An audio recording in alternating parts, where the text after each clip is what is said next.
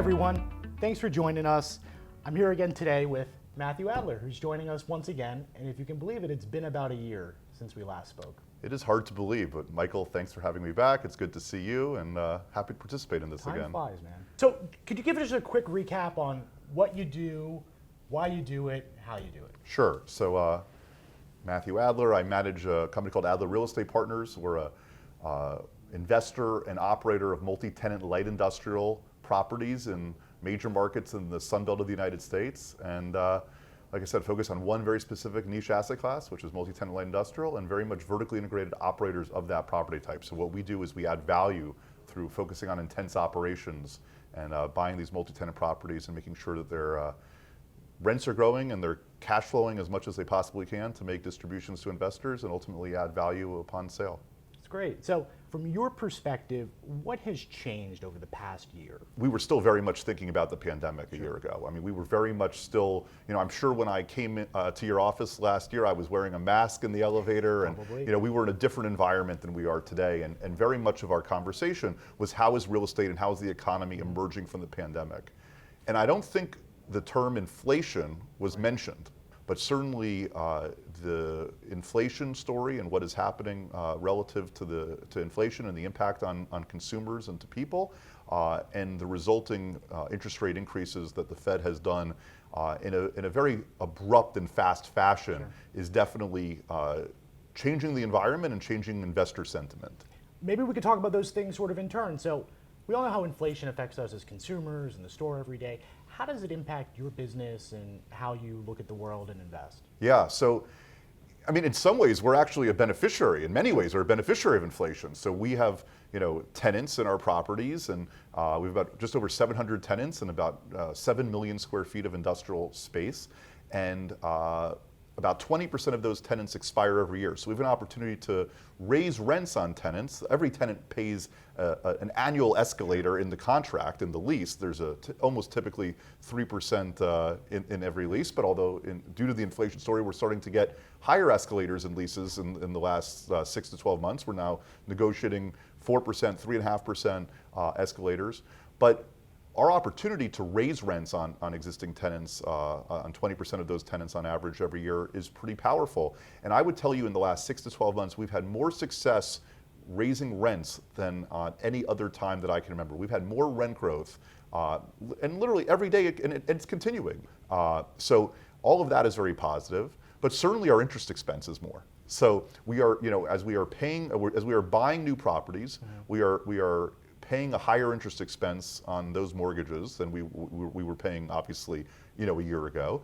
But on our existing portfolio, almost all of our properties, and the only one, I say almost all because the only few that are imminently going to be going through a transaction, but almost all of our properties have locked interest rates. So the properties that we have already bought in Fund 5 or we bought in Fund 4, in the last, 3 to 5 years, those are sitting with locked interest rates, and we are not experiencing the impact of interest rate growth. But we are, where interest rate growth impacts us is not on an acquisition, because we know the interest rate expense when we buy something, but we are going to be paying higher interest rates. We're going to be projecting, and it's going to be impacting our cost.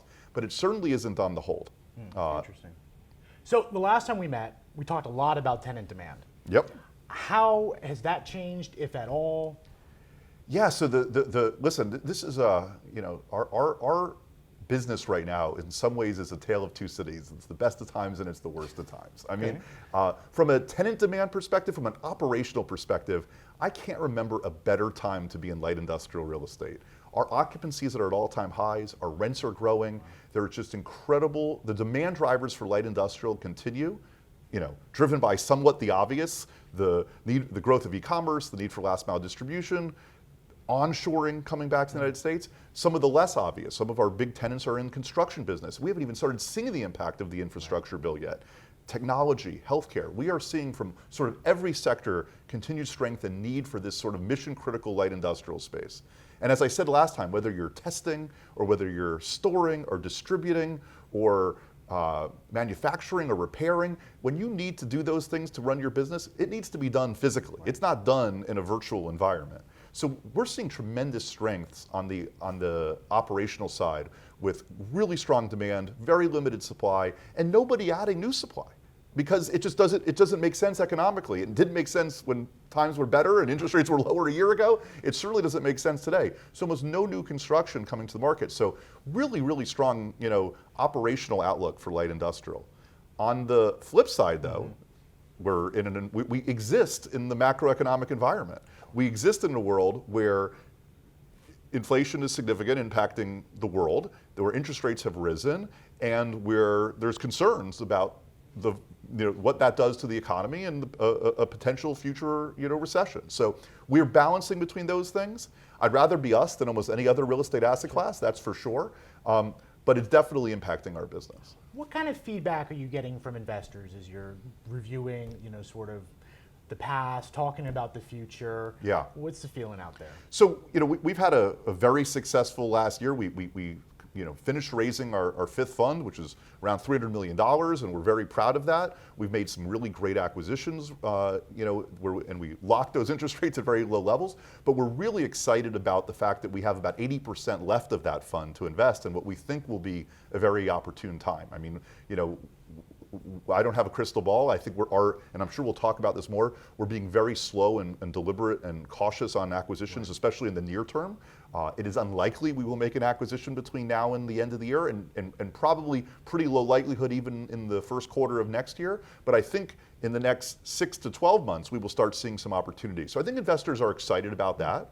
Do you think you're an outlier in being slow and patient right now in this market as you're looking for assets? What we're seeing at the moment is there's still very much a dislocation between buyers and sellers. That there's price discovery that needs to take place. That sellers, are still holding out hope that they could get the numbers that they might have gotten 6 months ago or 12 months ago, and they haven't come to the new reality that the price has changed. Now, because of the strength in light industrial, I said a few minutes ago, it isn't changing quite as much for them as it might change for some other things. So there is going to be price discovery taking place. For me, it's finding the right properties that we have real strong conviction in the cash flow. The good thing about our property type is there still is a spread between cap rate and interest rates. There still is positive cash flow. What I've always been looking to do is buy a good cash flow stream that we have real conviction we're going to be able to lock in that cash flow stream and grow it over time. And if we can do that, we're absolutely a buyer today. I just think it's going to take a few months before that price discovery really narrows that gap between buyers and sellers. It's really interesting. I think you touched on this a little bit earlier too. I always think of you as being on the front line of economic activity. Are things still going well out there? Because you hear a lot of talk about a recession coming and a slowdown, and are you feeling that? Is it? So it's fascinating because obviously those of us who have been in business, I certainly haven't been through as many cycles as some, but I've been in business since the late 90s, so I've been through a few at this point. We are in such a drastically different place today than when we were in 2008, in the global financial crisis.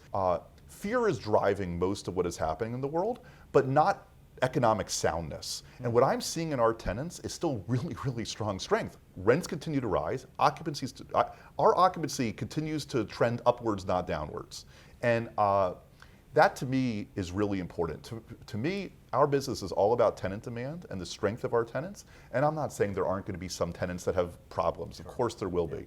But generally, I'm seeing a lot of healthy companies and a lot of and very healthy banks. I mean, the delinquency rate by banks in commercial real estate is like a less than 1%. It's like a non-significant number. We are nowhere close to where we were in the GFC, the global financial crisis. We are in a much healthier place. Sure, we are having volatile economic times, and there's likely to be a downturn, but I don't think it's going to be a very severe event. Are there any misconceptions about investing in real estate that you'd like to clear up? I think sometimes people think that real estate is like a commodity. They just buy it and they sell it at a higher price, and they don't think about the cash flow. And oftentimes people buy real estate, they buy that apartment that they think they can rent out, and they don't even. They are actually not making positive cash flow. They're subsidizing it with the belief that they're going to make money later.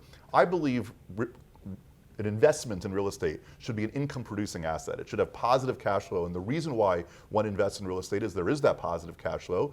That's why we work so hard to do that, and we make what I consider to be very nice distributions to our investors on a quarterly basis. But I think the other side is also true, that sometimes people only think about the cash flow.